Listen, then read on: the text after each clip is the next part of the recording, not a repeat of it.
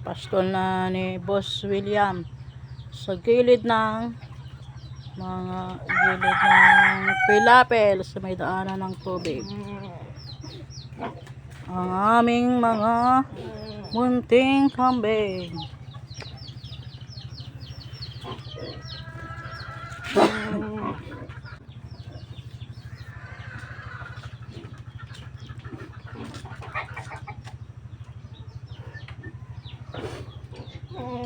Yan na muna. Okay. Sasabay mo na. May mga mais dyan eh. Baka masagi. Malente ka naman tayo. Kayo. Itatali rin yung mga kambing na maliliit. Pinakulan lang muna. Para sumunod sa kanilang ina. Dito sila. Doon pa sa dulo.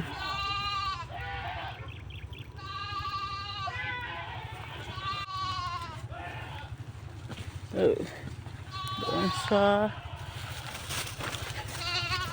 daanan ito ng tubig. Pero walang tubig. Dito sa walang tanim na mais na sa iba na to guys.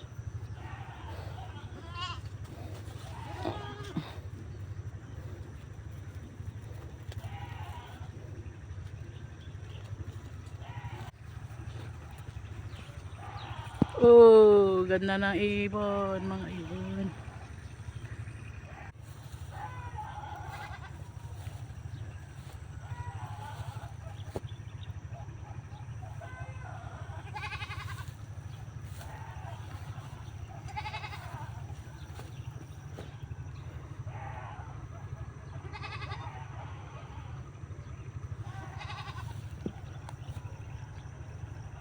Di ba maabot kayo yung mais?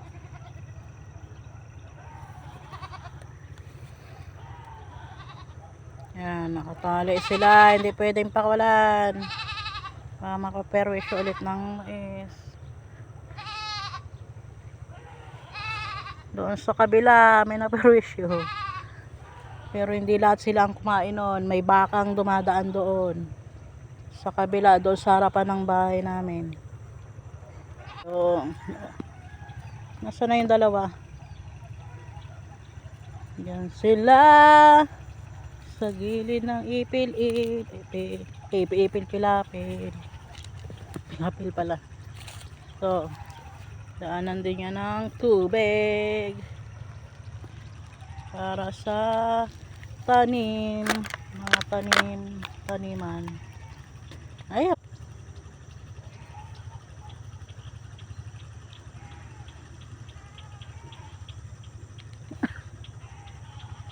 Ayan, nakatali na kayo.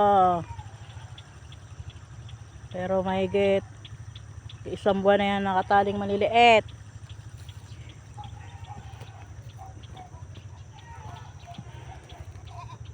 Nakakala nila pinapakawala natin ha. Ayan. Abangan ko na lang dito si Boss William. May mga damo pa dito sa gilid ha. Bakit di mo inano dito sa iba sa gilid? Doon. Doon yung sinasaka ni William. Doon yung sinasakay sa kabila. Iba na ito guys. Sa kapit bukid. Kapit bahay na bukid. Dito.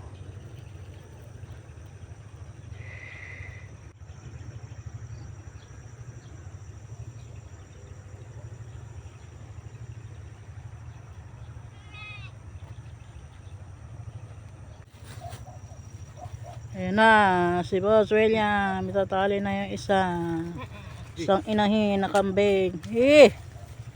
Ayun na.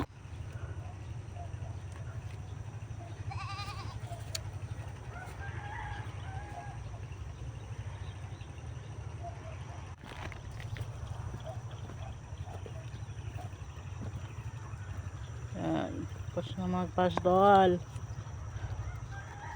Okay. Yung akasya.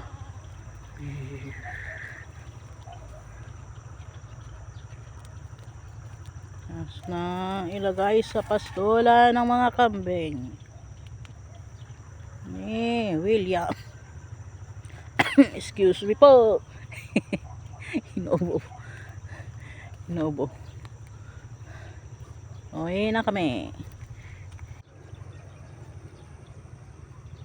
Diyan muna kayo. Dito. Walang tanim ditong mais. Kaya pwede silang pastol dito.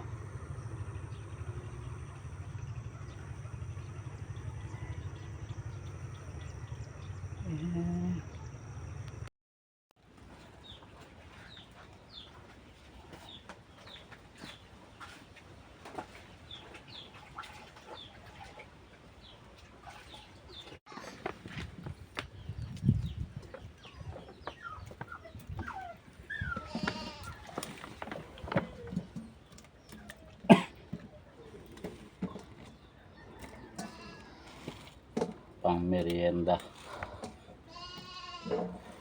para sa kape. Mamaya.